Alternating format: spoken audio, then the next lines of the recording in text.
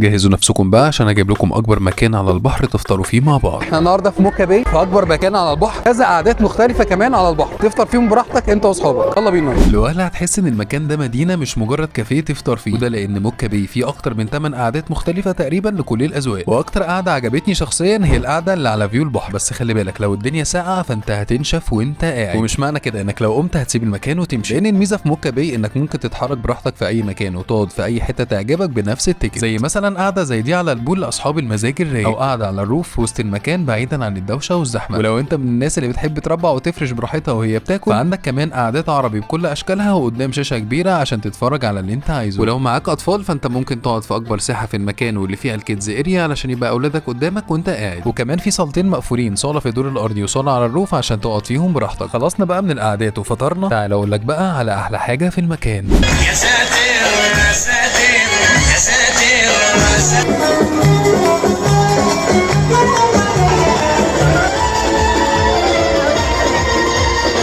الفقرات واللي ممكن تتفرج عليها او تبقى جزء منها، ولو ده حصل فخلي بالك عشان لو وقعت هتقوم وتقع تاني ومحدش هيسمع عليك.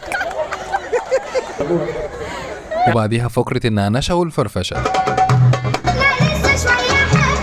وفي فقرات تانية كتير بس انا ملحقتش اصورها كلها. ولو انت ما عملتش حسابك في اكل فما تقلقش، عشان هناك هتلاقي وجبات تكفيكوا وتشبعكوا وتقوموا منها مبسوطين، زي الكفته والبانيه واللحمه، وكمان في طاجن فراخ بالخضار. والمكان مش بس للفطار في رمضان، ده كمان ينفع للاعياد وكل المناسبات. فانا عايزك بقى تنشن لاصحابك وتقول لهم يلا بينا على موكا باي، واهم حاجه تعمل سيف للفيديو علشان تفتكروا. وسلام.